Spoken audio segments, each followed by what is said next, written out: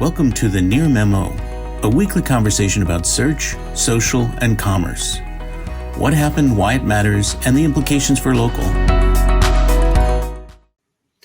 So with that was your cue to segue. We'll move to Google. Yeah. So yes, I was struck. I mean, I don't necessarily have any deep insights here per se, but I was just incredibly struck by the wave of PR that came out over the weekend from Google. So there was a very robust New York Times article, front page in the New York Times app, or second or third slot in the app. For me, there was a 60 Minutes interview with Sundar Pichai, and there have just been a number of sort of tech industry articles that are sort of popular tech that have come out about how Google is responding to the threat from ChatGPT and from Bing and all of these things that are happening. And what's very, very clear is that they were caught incredibly flat-footed by all of this. And this whole PR push is just, it strikes me as incredibly clumsy, incredibly transparent as to what they're doing. As Greg, as you said in the intro to today's piece, they're clearly trying to reassure the investor community that they're still, the top dog in search, and that this doesn't represent a threat to their business and all of those kinds of things. But I think that but vaporware too is they're pushing vaporware on multiple fronts. Right. So that was the Bloomberg piece was detailing all of the sort of incredible rush to get Bard out the door and some of the ethical considerations that were, left by the wayside. Other folks have talked about the training model, the set of sites upon which Bard was trained has some really problematic entrants. And so that's, a big piece of potentially why we're seeing, sort of problematic responses coming out of Bard. And then this all sort of leads up to the announcement from Google that I think it's next week that they're going to release and in some form, probably a beta, Project Magi, which is their attempt to sort of stitch their expertise in traditional search together with Bard in some way. We don't exactly know what shape that's going to take, but just the fact that they're doing that, to me, says that the calculus has shifted away from what we've talked about in previous Near Memos, where Google has not felt Google has been much more cautious with their efforts to integrate ChatGPT because they have the market share already and they're trying to protect a very significant revenue stream. Bing doesn't have any of those same concerns, nor any new search engine. And now, if they are truly going to start to shift the where they're sending users and what they're starting to promote with their advertising to a more chat-like experience, it certainly speaks to me that they're now more concerned about the potential loss of revenue from competitors than they are cannibalizing their own, ads clicks in a traditional Google search. So that, to me, would represent a pretty significant sort of mental shift for the company to have made. So in some ways, though, this is not different than what they've always done, where they fight these fights on multiple fronts simultaneously, declare victory ahead of real success with vaporware to just scare away new entrants and whatever else it does. And so what we don't, and to some extent, I'm wondering if this breathless criticism of them being caught flat-footed is whether it's true, and it may very well be, or whether it's a news headline, right? We don't really know.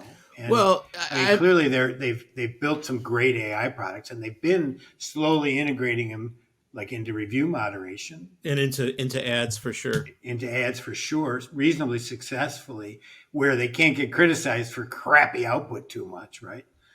Because who knows whether they nuked a good review or not. So it certainly portends they're coming out fighting, whether or not they're fighting whether they are a paper tiger or not.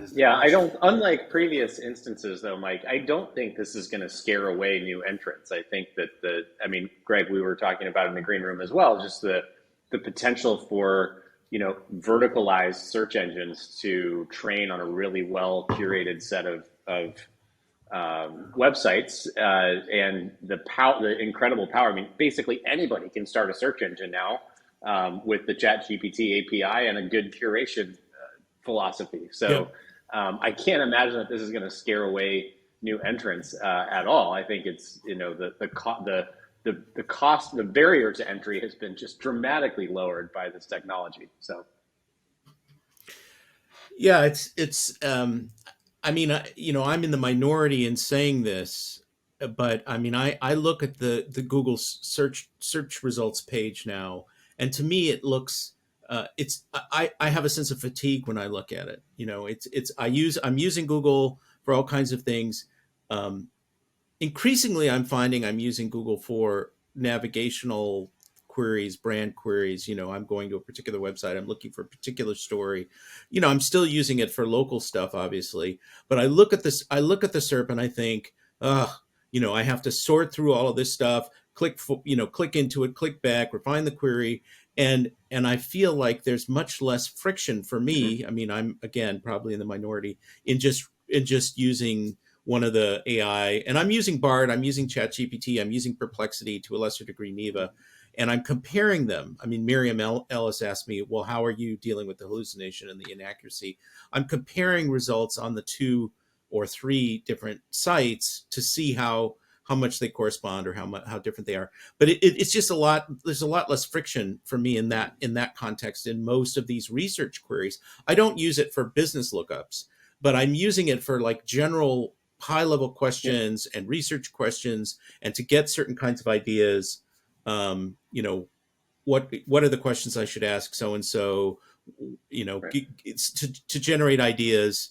And it's got a lot more utility to me in some certain contexts than Google Which does. speaks to And potentially the reason for Google's lack of concern over ad revenue implications, because the queries that you're describing are informational queries, largely not where transactional it's queries, low, where Google right, doesn't even show ads on most of those kinds of queries because they're right. able to identify that intent. So if the hybrid Project Magi is, oh well, for informational stuff we're going to show a larger snippet at the top of the SERP or whatever, like great, they're not going to lose much if any ad revenue from that implementation. Yeah, I mean there is a treatment of this which is like what Neva is doing, where it's just a giant snippet, and instead of giving you some sort of answer from their structured data, they're giving you the GPT based, the Bard based answer. But it'll be really interesting to see what Google does to the user interface. Is it going to be like a Bing style integration where there's a button that you click over to? Is it going to be on the knowledge panel? Is it going to be a snippet? So that'll be quite interesting um, to see. Now, one analogy in my mind is when the iPhone was still new and the App Store came out, and there were all these apps, and Steve Jobs famously got up and Yep. said, people don't search anymore; they go to apps. And this was kind of an existential moment for Google. The idea that people on mobile devices would bypass Google and go directly to sources of information or transactional apps or whatever. And Google was successfully able to navigate that and overcome that threat, by building Google Play and by doing all kinds of other things. I would argue Making the universal search results, which led to the whole zero-click search phenomenon, especially on mobile, was a big piece of that as well. yeah, and Bard or whatever chat integration into Google's SERP is going to make the zero click problem Yes, it worse is. in a Yeah, certain way. for sure. Yeah, it'll just make, because I mean this is what I'm seeking. I'm just seeking information. I mean I want to know that it's credible, so I want to have some faith in the source, but I really don't need to go through 16 different third Yep. party publishers who are trying to get my email address or whatever it is. And this is so there's a way in which this new kind of emerging scenario is more consistent with what users actually want, but it does exacerbate Google's zero Yeah, click it's interesting. gatekeeper I mean, problem. zero click though, as a definition, as being negative, depends on where you are in the funnel. if you're a weather channel and you're trying to get traffic to your weather site, yeah, it's 0 clicks a problem. But if you're a business and you just want somebody to call you, it isn't a problem. It's a benefit. There's one less step they have to take to get to your business. So 0 click is actually a good thing in local because it's very in transaction. In local. However, if you are in a knowledge-focused industry, even in local, and your content marketing has been so strong historically that you're getting a lot of clicks to pages on your website where you share knowledge, like this could actually be, somewhat of a problem for you moving forward. I generally agree with you that 0 click is good for local businesses. I mean, the PAC has been a huge benefit, and the fact that Yelp hates it so much is pretty good evidence that it actually is good for local businesses.